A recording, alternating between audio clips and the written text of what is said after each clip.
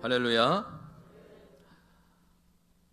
지난 한 주간도 하나님께서 여러분들을 지켜주시고 또 여러분들을 보호해 주시고 또 여러분들과 함께 해주시는 귀한 은혜가 있었는 줄 믿습니다.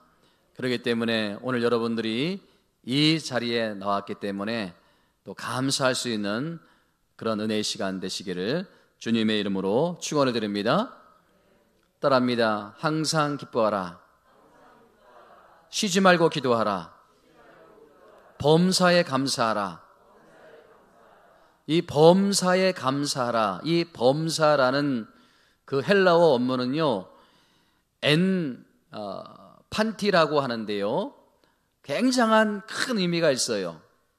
어떤 형편에든지 또 모든 일에도 또 무슨 일이 일어나도 감사하라. 이게 범사에 감사합니다. 그러니까 우리가 어떤 형편에 있든지 간에 감사할 수 있다는 거예요. 우리가 건강해서 감사할 수 있고요, 또 우리가 어려움이 없어서 감사할 수 있지만 그런 감사가 아니라 몸이 아파도 감사, 또 가정에 어떤 불의한 일이 일어나도 감사, 어떤 상황에서도 감사하라. 이것이 바로 우리를 향한 하나님의 뜻인 줄 믿습니다. 따라합니다. 감사는 쥐어짜는 것이다. 믿습니까?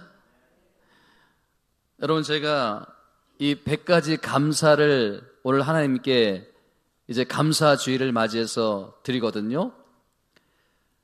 한 40가지, 50가지는 그냥 쓰겠더라고요. 근데 50가지가 넘어가니까 정말 힘들어요. 그래서 막 감사를 쥐어짜는 거예요. 여러분, 우리가 물수건을 막 쥐어짜면요, 계속해서 물이 나오듯이 이 감사도 막 쥐어짜니까 계속해서 감사가 나오더라고요. 나중에는 100가지 감사를 썼는데 더 감사 쓸 제목이 막 나오는 거예요. 여러분, 감사는 이렇게 쥐어짜는 거예요. 아멘? 자, 그런 의미에서 감사 50가지 쓰신 분들 오늘 다 드리시는 겁니다. 감사 예물과 함께 드리시는데, 감사 예물보다도 더 중요한 것이 이 감사의 마음을 드리는 거예요. 감사의 행위를 옳게 하는 자에게, 감사의 마음을 드리는 자에게 하나님께서 여호와의 구원을 보여주시겠다.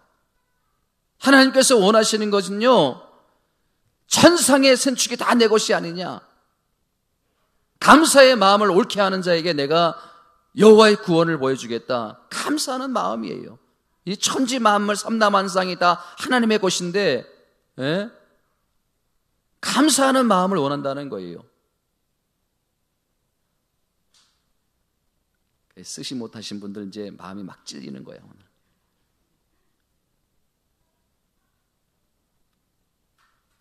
오늘부터라도 써보십시오. 그러면 내가 얼마나 행복한 사람이라는 걸 깨닫게 되는 거예요. 그 100가지 감사로 행복한 지미 이야기라는 책이 있어요. 그 여인이 자기 인생은 너무 불행하다고 생각한 거예요. 그래가지고 하루하루 지옥과 같은 삶을 살았는데, 감사 제목 100가지를 찾는 가운데 글쎄 자기가 너무 행복한 사람이라는 것을 깨닫게 된 거예요. 그래서 책을 썼는데 그것이 100가지 감사로 행복한 지미 이야기라는 그런 책이에요. 불행하다고 생각하십니까? 힘들다고 생각하십니까? 감사 한번 100가지 써보세요. 오늘은 제가 한 이야기로 말씀을 좀 시작하려고 하는데요, 어느 목사님께서 보내주신 지난 감동의 눈물이 이야기입니다. 너무나 사랑하는 여인이 있었습니다. 결혼을 약속하고 달콤한 연애를 하면서 그 여인은 이제 행복한 꿈과 희망에 부풀어 있었습니다. 남자는 결혼을 위해서 제법 큰 아파트를 준비하고, 또 여자는 그 새 아파트에 들어갈 살림을 알아보고 다녔습니다. 그렇게 희망에 부풀어서 결혼을 준비하고 있었는데, 그 여자의 아버지가 하던 회사가 갑자기 부도가 나가지고 이 회사의 문을 닫고 말았습니다. 그 충격으로 여자의 아버지가 쓰러져 병원에 입원하게 되었습니다. 그렇게 여자의 집이 가세가 기울고 있었습니다. 결혼을 한 달 앞둔 어느 날 남자는 여자의 손을 꼭 잡고 이렇게 고백하는 것이었습니다. 자기 내 마음 알지? 내가 자기를 얼마나 사랑하는지 알지? 하며 그때 보여주었던 그 아파트는 사실은 자기의 것이 아니라는 것입니다. 자기를 너무 사랑해 놓치고 싶지 않아서 거짓말을 했다는 것이었습니다. 그러나 여자는 크게 실망하지 않았습니다. 남자를 진정으로 사랑하고 있었고 또 새 아파트에 가져올 혼수품을 살 수 없는 형편이라 걱정하고 있었기에 그 말에 그렇게 실망하지 않았습니다. 그들은 그렇게 결혼을 했고 어렵게 단칸방에서 달콤한 신혼살림을 차렸습니다. 그런데 남자의 월급이 결혼 전에 이야기했던 것에 비해 너무 작았습니다. 그래도 여자는 실망하지 않고 신혼 맛에 기쁘게 살림을 했습니다. 여자의 아버지도 건강을 되찾아 다시 사업을 시작했습니다. 다행히도 사업은 제법 잘 되어가고 있었습니다. 그런데 사람의 마음이 참 이상하지요. 친정집이 그렇게 어려울 때는 그저 있는 것에 감사하고 살았는데 친정집의 형편이 좋아지면서 자기의 모습이 왜 그렇게 초라해지는지, 결혼하기 전에 아파트를 보여주면서 그래도 경제적으로 어렵지 않게 해주겠다는 말이 모두 상처가 이제 되살아나서 돌아오는 것이었습니다. 그렇게 사랑스러웠던 신랑이 그때부터 미워졌습니다. 결국 그 여자는 속상한 마음에 무능한 남자와 헤어지겠다고 그렇게 결심하게 되었습니다. 그리고 그 마음을 친정 어머님께 이제 찾아가서 말씀을 드렸습니다. 이 이야기를 듣고 있던 친정 어머니 눈에서 눈물이 흘러내렸습니다. 이야기를 다 듣고 난 친정 어머니는 딸에게 그동안 숨겨놓았던 비밀을 이야기해 주었습니다. 사실은 김서방이 아무 말 하지 말라고 했는데 이제는 털어놓아야 되겠구나. 친정어머니가 해준 말은 이런 내용이었습니다. 남자는 이제 혼수품을 해올 형편이 못 되는 여자의 마음이 상할까봐 아파트를 팔아 여자 아버지의 빚을 갚는데 보태주었다는 것입니다. 그리고 비밀로 하라는 것은 혹시 내가 기죽어 살까 봐서 그렇게 했다고 그렇게 말해 주었습니다. 그리고 그 남자는 월급에 적지 않은 돈을 매달 여자의 아버지의 병원비로 썼던 것입니다. 그 이야기를 듣고 있던 그 딸의 눈에는 눈물이 앞을 가렸습니다.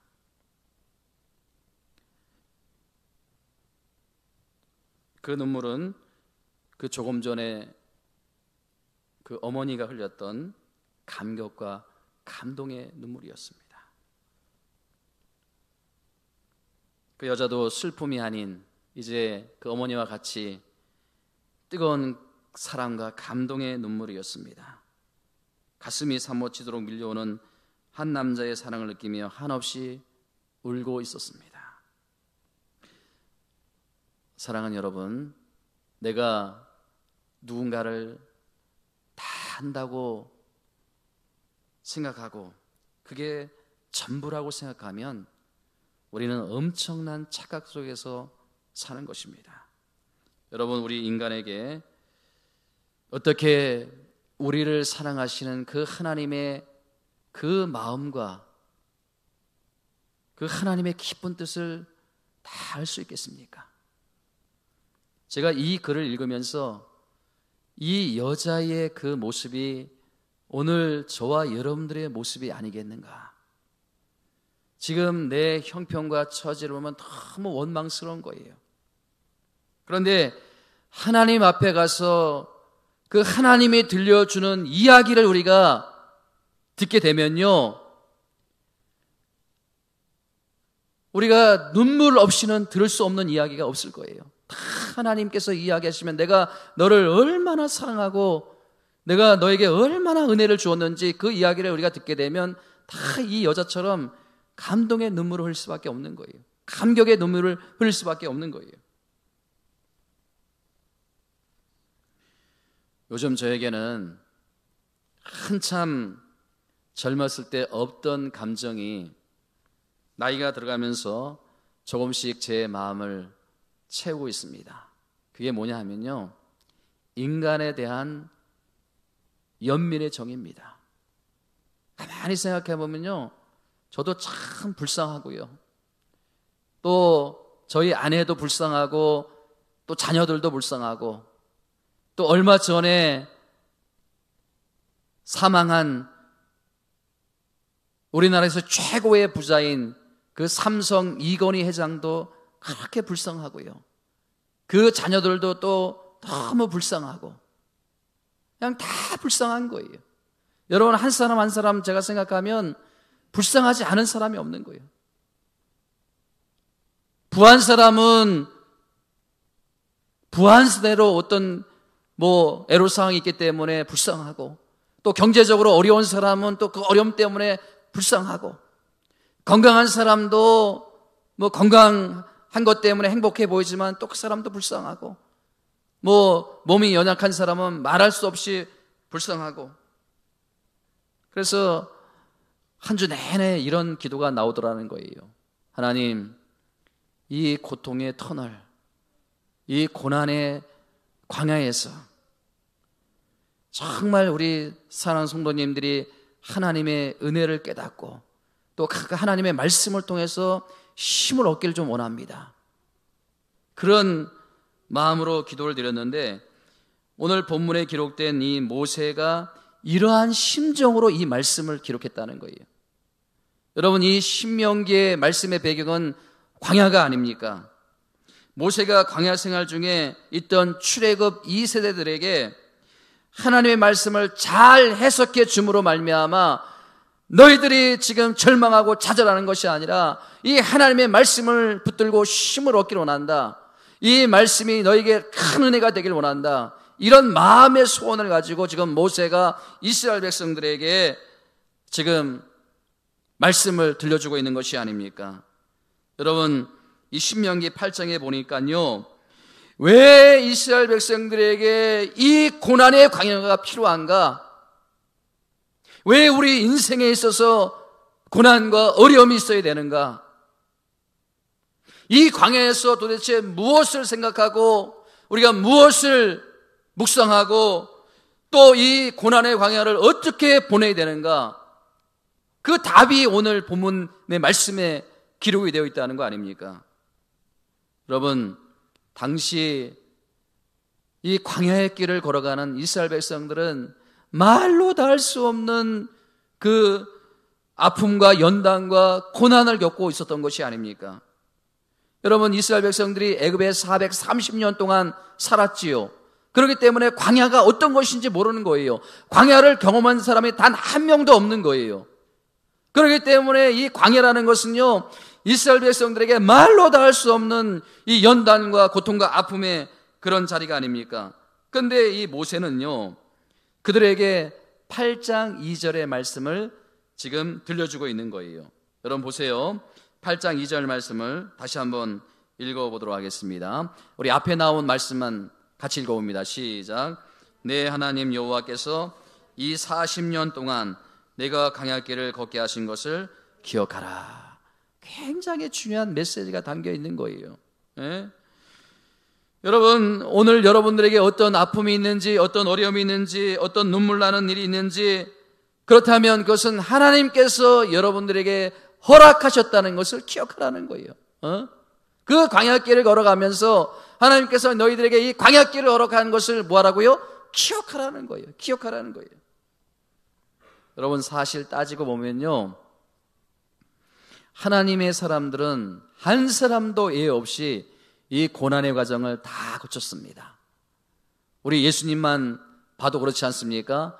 우리 예수님께서 이제 30년 동안의 그 사적 생활을 끝나시고 이제 3년의 공생애를 시작하는데 제일 첫 번째 공생애를 시작하면서 세를 받지 않습니까?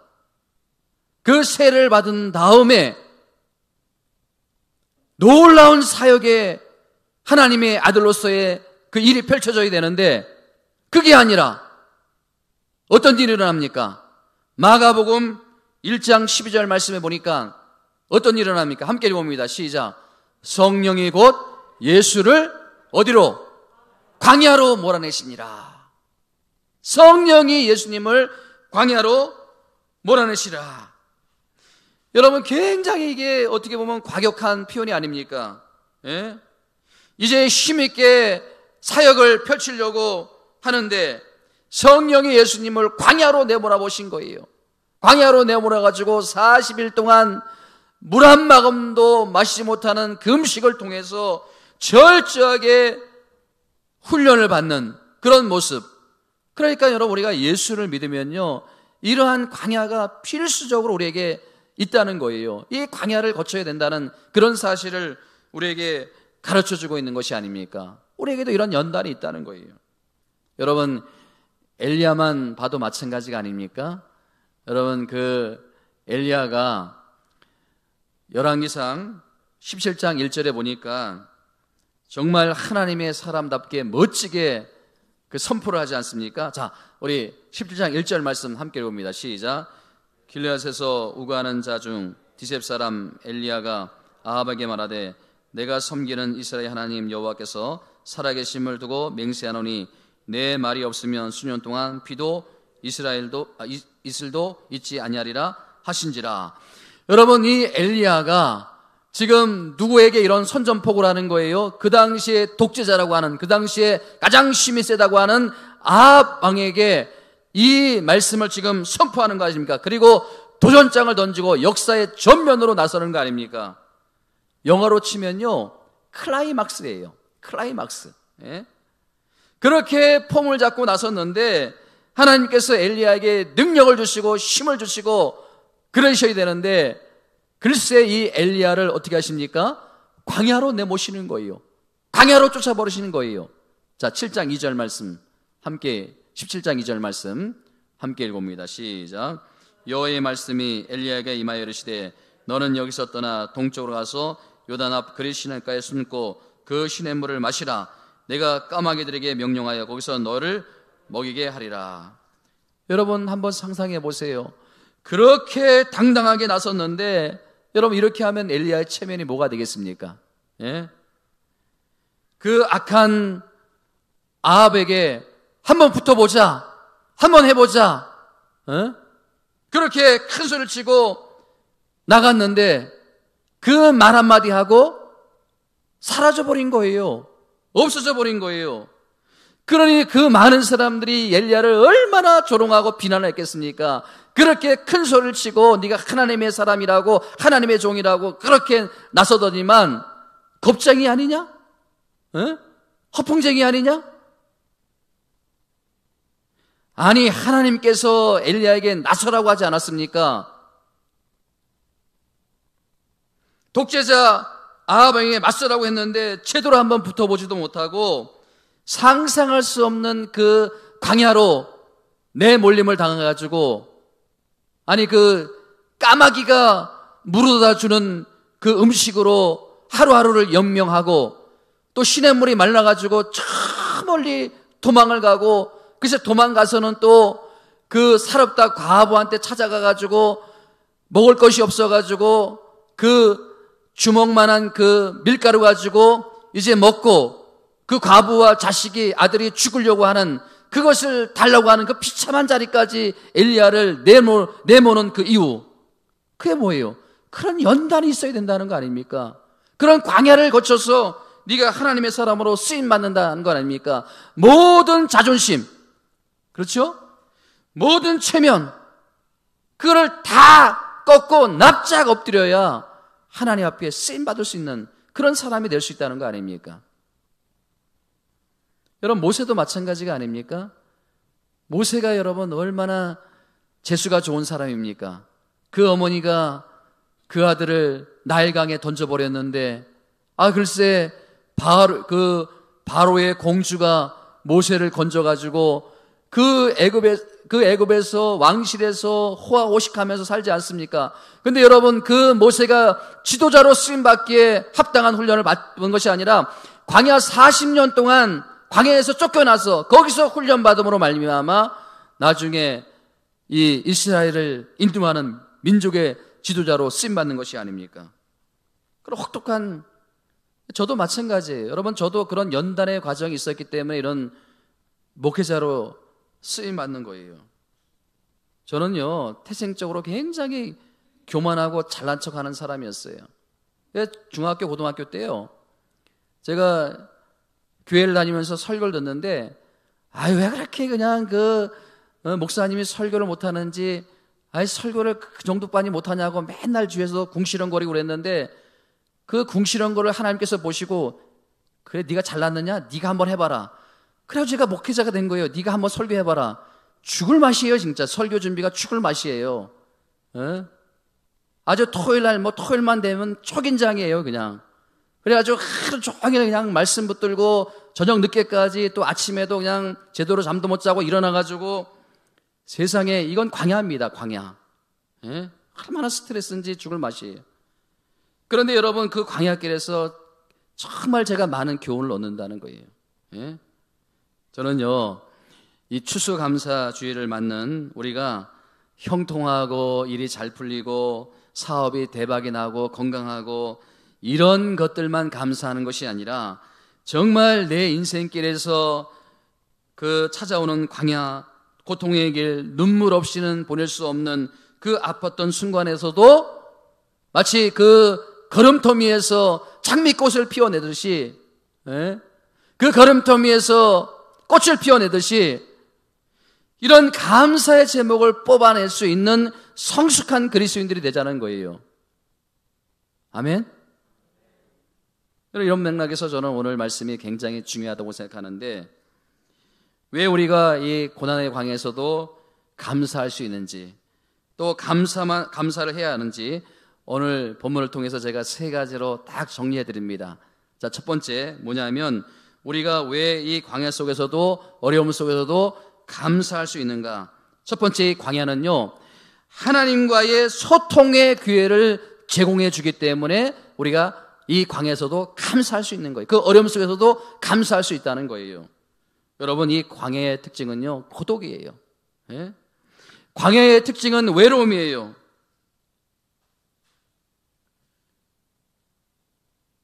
저를 생각해 봐도요, 그 연단을 제가 참 많이 받았어요. 어릴 때부터. 그 어릴 때 지긋지긋한 가난. 여러분, 이 겨울이 오면요, 제 어린 마음에도요, 걱정이 되는 거예요.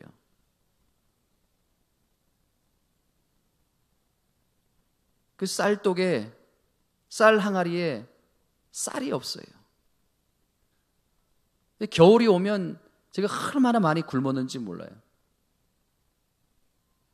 여러분, 시골이 또 얼마나 추워요. 지금은 뭐 연탄도 있고 또 석유도 있고 그러지만, 옛날에는 산에 가서 다 나무를 해서 떼야만 그 겨울을 알 수가 있었어요.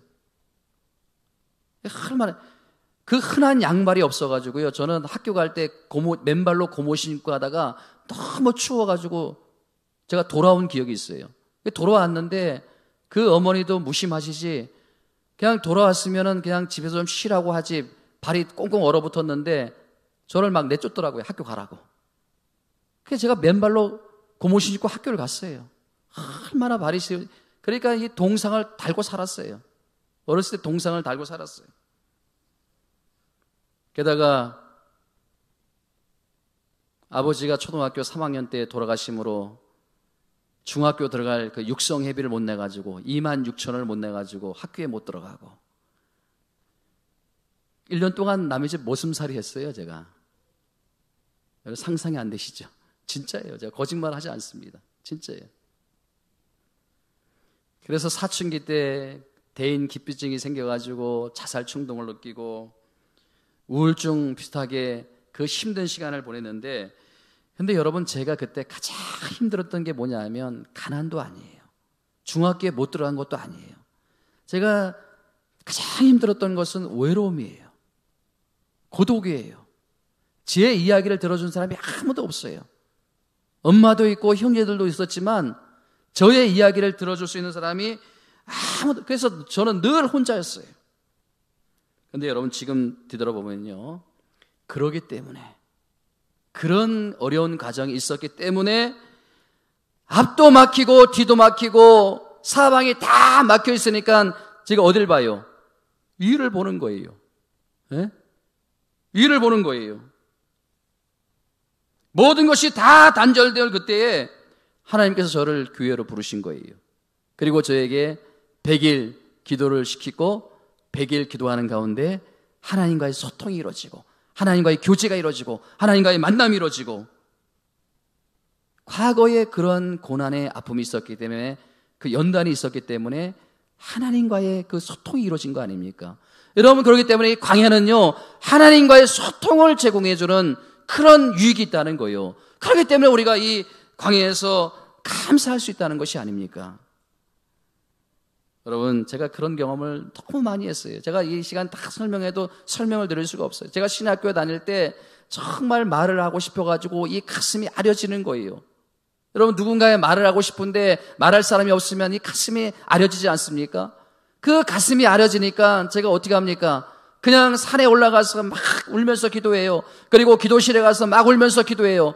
그러면요, 그 슬픔을 하나님께서 만져주신 정도가 아니라 말로 다 할 수 없는 기쁨을 하나님께서 막 주시는 거예요. 그래가지고 막 울다가 내려올 때는 찬양을 부르면서 내려와요. 그 울면서 기도실에 있다가 나중에는 찬양을 부르며 나가는 거예요. 그러니까 다른 학생들이 참 신기하다, 쟤는 정신이 약간 이상한 것 같다. 여러분, 이것이 바로 광야에서 우리가 얻을 수 있는 유익이고 광야에서도 감사할 수 있는 이유라는 거예요. 두 번째로, 우리가 광야에서 왜 감사해야 되는가? 광야에서만 얻을 수 있는 하나님의 특별한 공급이 있기 때문에 그런 거예요. 자, 여러분, 3절 말씀을 우리 다시 같이 한번 읽어보도록 하겠습니다. 시작. 너를 낮추시며 너를 줄이게 하시며 또 너도 알지 못하며 내 조상도 알지 못하던 만나를 내게 먹이신 것은 사람이 떡으로만 사는 것이 아니요 여호와 입에서 나오는 모든 말씀으로 사는 줄을 내가 알게 하려 함이라. 여러분, 이 말씀에 보면요, 광야에 세 가지의 하나님의 목적이 있다는 것을 발견합니다. 그 첫 번째가 뭐예요? 너를 낮추시며. 예? 여러분, 이 광야는요, 얼마나 고독한 곳이에요. 단절된 곳이 아닙니까? 예? 아무것도 할 수 없는 곳이에요. 내가 아무것도 할 수 없어요. 여러분, 어려움을 당해보세요. 여러분, 힘든 일을 당해보세요. 여러분들이 할 수 있는 일이 있습니까? 없습니까? 아무것도 없어요. 너를 낮추시며 너를 철저하게 하나님 앞에 엎드려 무릎 꿇게 하시며, 두 번째 목적이 뭐라고요? 너를 줄이게 하시며. 광야에는 아무것도 먹을 것이 없어요. 예? 오직 하나님께서 주시는 매일의 만나만 먹을 수 있는 곳이 광야가 아닙니까? 내가 아무것도 할 수 없어요. 얼마나 비참합니까? 여러분, 살다 보면요, 정말 아무것도 없을 때가 있어요. 그러면 얼마나 비참합니까? 얼마나 비참해요. 근데 여러분, 제가 진짜 말씀을 드리고자 하는 것은, 진짜 중요한 말씀은 그 다음이에요. 오늘 본문에 보면요, 광야의 특징, 그렇게 끝나지 않는다는 거예요. 이 마지막이 너무 중요한 거예요. 여러분, 정말 중요한 게 뭐냐면요, 우리 빨간 것이 한번 읽어보겠습니다. 시작. 네 조상들이 알지 못하던 만나를 내게 먹이신 것은. 여러분, 이 광야는 정말 비참한 곳이지만요, 다시는 우리가 경험해보고 싶지 않지만, 그렇지만 그렇게 비참하고 아픔만 있는 것이 아니라 하나님의 특별한 영적인 공급이 있는 곳이 바로 이 광야라는 거예요. 예? 여러분이 하나님의 초월성을 경험하는 것이 광야가 아닙니까? 이런 것은요, 경험해 본 사람만 아는 거예요. 예? 여러분, 요셉 아시죠? 그 요셉이요, 강간 미수범이라고 해가지고 이제 누명을 쓰고 감옥에 갇히는데 절망적인 생활할 것 같은데, 우울증에 걸려서 죽을 것 같은데, 성경은 자꾸 요셉을 뭐라 그래요? 형통한 사람이라. 형통한 사람이라. 참 신기한 것은요, 이 요셉이 그 억울하게 감옥에 갔는데도 상처의 흔적이 없어요. 예? 오늘날 우리가 이런 누명을 쓰고 우리가 감옥에 갔다, 이런 누명을 쓰고 사람들에게 조롱과 또 멸시를 당한다 그러면 얼마나 그냥 화가 나겠습니까? 예? 근데 제가 이 말씀을 묵상하다가 요셉은 오늘 본문에 나오는 그대로 또 너도 알지 못하며 내 조상들도 알지 못하던 이 은혜를 요셉이 누린 거예요. 예? 요셉도 알 수가 없어요. 요셉의 주변에 있는 사람들도 알 수가 없어요. 왜 내가 이렇게 형통한 인생이 되는지, 내가 왜 이렇게 형통하다고 말을 하는지 알 수가 없는 거예요. 예?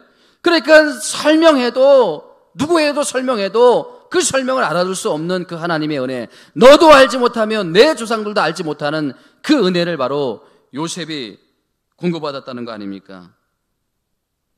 여러분, 지금 우리가 광야의 길을 걸어가고 있다. 또 어려운 일을 지금 당하고 있다. 우리 가정이 광야와 같다. 그런데 앞에 두 가지만 경험한다면 얼마나 억울하겠습니까? 앞에 두 가지가 뭐예요? 너를 낮추시며 너를 줄이게 하시며, 우리가 이것만 경험하고 산다면요, 신앙생활 너무 억울한 거예요. 정말 우리가 그 광야에서 경험할 수 있는 게 뭐예요? 특별한 믿는 사람들이 경험할 수 있는 게 뭐예요? 너도 알지 못하면 내 조상들도 알지 못하던, 내가 아무리 설명이 되지 않습니다. 그 주변 사람들 이해가 안 됩니다. 그럼에도 불구하고 그 어려운 가운데서도 나는 뭐예요? 감사할 수 있는 거예요. 나는 기뻐할 수 있는 거예요. 나는 행복한 거예요. 매일매일 공급해 주신 그 하나님의 특별한 은혜가 있다는 거 아닙니까? 이걸 여러분 우리가 지금 경험해야 되는 거 아닙니까? 이런 은혜를 우리가 체험해야 되는 거 아닙니까? 예? 여러분, 우리가 이 세 번째를 우리가 경험하지 못하면 신앙생활이 억울한 거예요. 예? 저는 여러분들이 이왕이면 이 고난의 길, 광야의 길을 걷는 여러분이라면, 물론 여러분들을 낮추는 아픔이 있고 또 여러분들을 줄이게 하는 그런 결핍이 있지만요, 그러나 너도 알지 못하고 그 누구도 알지 못하는 하나님의 특별한 은혜, 하나님이 특별히 공급해 주시는 은혜를 매일마다 경험하는 저와 여러분들이 되기를 주님의 이름으로 축원을 드립니다. 여러분, 이스라엘 백성들이 그런 경험을 하지 않습니까? 여러분, 그 다음에 8장 4절 말씀을 보세요. 8장 4절 말씀을 보면 함께 읽어봅니다. 시작. 이 40년 동안에 너의 의복이 헤어지지 아니하였고 내 발이 부르트지 아니하였느니라. 할렐루야. 아니, 어떻게 이 광야길을 걸어가는데 그 의복이 헤어지지 않고 그 발이 부르트지 않는다. 이거는 여러분 이해가 안 되는 거예요. 이해가 안 되는 거예요. 너도 알지 못하고 내 조상들도 알지 못하고 이 세상 사람들도 알지 못하는 이런 은혜, 이런 은혜를 여러분들이 신앙생활하면서 그 어려움 가운데, 그 힘든 가운데서 체험이 되는 거 아닙니까? 여러분 믿습니까? 이런 은혜를 우리가 좀 체험해야 되는 거 아닙니까? 예? 여러분 정말 이게 뒤돌아보면요, 이거는 하나님의 기적의 역사인 거예요. 의복이 헤어지지 않고 발이 부르트지 않고, 예? 아무것도 없는데, 정말 죽을 것 같은데 살아가고 있는 거예요. 사업이 쫄딱 망했는데도 살아가고 있는 거예요. 예? 이런 은혜, 광야에서도 우리가 감사할 수 있는 이유가 아닙니까? 여러분, 이 신비를 경험한 우리 어르신들은요, 그래서 찬송가 그 301장을 늘 불렀던 거예요. 지금까지 지내온 것 주의 크신 은혜라, 한이 없는 주의 사랑 어찌로 말하라. 자나깨나 주의 손이 항상 살펴주시고 모든 일을 주 안에서 형통하게 하. 그러면서 우리 어르신들은 그냥 예배당에 앉으면 그냥 우시더라고요. 처음에는 너무 인생이 힘들다고 생각했는데, 너무 자기 인생이 초라하다고 생각했는데, 나중에 보니까 다 그것이 하나님의 은혜였고, 그 고난과 그 아픔을 통해서 하나님께서 매일마다 공급해 주시는 그 은혜를 통해서 힘을 얻으니까 이 찬양만 부르면 그냥 눈물 흘리는 거 아닙니까? 예? 여러분, 우리가 신앙생활하는 것이 이런 좀 맛이 있어야 되는 거 아니에요? 예? 마지막 세 번째, 왜 광야에서 감사할 수 있는가? 반드시 다시 회복시켜 주실 하나님에 대한 믿음이 있기 때문에 그런 거예요. 여러분, 우리가 읽지 않았지만 8장 7절 말씀에 보시면요, 우리 앞에 자막에 나옵니다. 시작. 내 하나님 여호와께서 너를 아름다운 땅에 이르게 하시나니. 여러분, 이스라엘의 범죄함 때문에 하나님의 징계로 말미암아 이스라엘 백성들이 광야길을 걸어가고 있지만 결국 뭐예요? 하나님께서 반드시 그들이 원하는 젖과 꿀이 흐르는 가나안 땅으로 들어가게 하신다는 거예요. 여러분들이 지금 어려움이 있습니까? 여러분들에게 지금 힘듦이 있습니까? 그게 전부가 아니라는 거예요. 예? 하나님께서 반드시 여러분들을 이끌어 가신다는 거예요. 여러분들을 도와주시고 여러분들에게 은혜 주신다는 거예요. 여러분들에게 이러한 하나님에 대한 분명한 믿음이 회복되기를 주님의 이름으로 축원을 드립니다. 하나님, 나 이대로 망하지 않는 거 하나님 아시죠? 하나님, 내가 이대로 주저하지 않는 거 아시죠? 하나님, 우리 가정을 일으켜 세워주실 것을 믿습니다. 우리 자녀들 하나님께서 붙잡아 주실 것을 믿습니다. 이러한 믿음을 갖는 거, 그러한 믿음을 가지면 하나님께서 그렇게 반드시 이루어 주신다는 거예요. 여러분, 우리가 광야길을 걸어감에도 불구하고 광야길에서도 이러한 꿈을 꿀 수 있다는 것이 얼마나 감사합니까? 여러분, 다 우리가 쫄딱 망한 것 같은데, 우리가 아무것도 할 수 없을 것 같은데, 그럼에도 불구하고 회복을 꿈꿀 수 있는 것, 그럼에도 불구하고 우리가 일어날 수 있다는 것, 이게 하나님에 대한 믿음이 아닙니까? 결국 하나님께서 이스라엘 백성들을 어디로? 가나안 땅으로 들어가게 하시더라. 광야가 끝이 아닙니다. 광야에서 죽은 것이 아닙니다. 결국 하나님께서 가나안 땅으로 이끌어 가시더라. 할렐루야. 결론을 맺습니다. 누구나 예외 없이 만나는 것이 광야입니다. 나는 어려움이 없었다고요? 나는 고난이 없었다고요? 걱정하지 마세요. 머지않아 올 것입니다. 인생들은 누구나 그런 고난과 어려움을 겪을 수밖에 없어요. 그러나 우리가 이 추수감사절을 맞이해서 그냥 조금 월급이 조금 오른 것에 대해서 또 조금 건강한 것에 대해서 감사하는 정도가 아니라, 그런 얄팍한 감사가 아니라 정말 우리 삶이 이 고난의 현장이지만, 어려움의 현장하지만 그 상황 가운데서도 우리가 감사를 쥐어 짜내낼 수 있는, 그래서 감사를 만들어낼 수 있는 그런 성숙한 그리스도인들이 되자는 거예요. 그게 진짜 믿음의 사람들이 아닙니까? 여러분, 어느 누군가 하나님의 책상 앞에 다음과 같은 글귀가 있다고 합니다. 하나님의 책상 앞에 어떤 글귀가 있는가 하면 우리 같이 한번 읽어보도록 하겠습니다. 시작. 내가 만일 불행하다고 말하며 다닌다면 불행이 정말 어떤 것인지 보여주겠노라. 만일 내가 행복하다고 말하며 다닌다면 행복이 정말 어떤 것인지 보여주리라. 여러분, 이 말씀이 굉장히 의미가 있지 않습니까? 나는 불행하다, 나는 힘들다, 나는 정말 저주받은 인생이다. 그러면 진짜 그렇게 된다는 거예요. 그런데 내 입으로 고백하는 거예요. 나는 행복하다, 나는 너무 좋다, 너는 기쁘다, 우리 가정이 있기 때문에 행복하다, 나는 이런 남편을 만나, 이런 아내를 만나서 행복하다. 그러면 하나님께서 그렇게 만들어 가신다는 거예요. 하나님의 책상 앞에 그렇게 써 있다는 거 아닙니까? 지난 금요일에 제가 그 말씀을 이제 증가하는 가운데 우리 몸이 얼마짜리 이상이라고 말씀드렸습니까? 51억. 51억. 여러분 다 따지고 보면요, 우리 한 몸이 51억이 넘는데요. 이 안구 하나만 해도 1억이 넘는데요. 이 안구 하나 이걸 바꾸는데도 1억이 넘는데요. 우리 이 심장은 7천만 원, 신장은 무슨 3천만 원, 이게 전부 다 계산하면 51억이 넘는데요. 그 51억을 넘는데 여러분 또 우리가 하루가 매일마다 우리가 공급받는 그 은혜가 얼마나 된다고요? 860만 원. 그렇죠? 860만 원. 그러니까 우리가 매일마다 우리가 건강한 것이 860만 원의 건강을, 여러분이 우리가 앰뷸런스 타고 가다가 이 산소 호흡기 끼는 게 36만 원. 전부 다 계산하면 우리가 매일마다 860만 원의 그 하나님의 은혜를 누리고 산다는 거 아닙니까?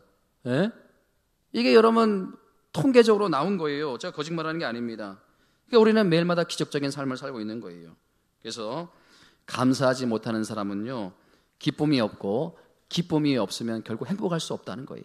그래서 감사하면 기쁨이 생기고 기쁨이 있으면 행복해진다는 거예요. 여러분 모두가 그러한 행복한 인생들이 다 되시기를 주님의 이름으로 축원을 드립니다.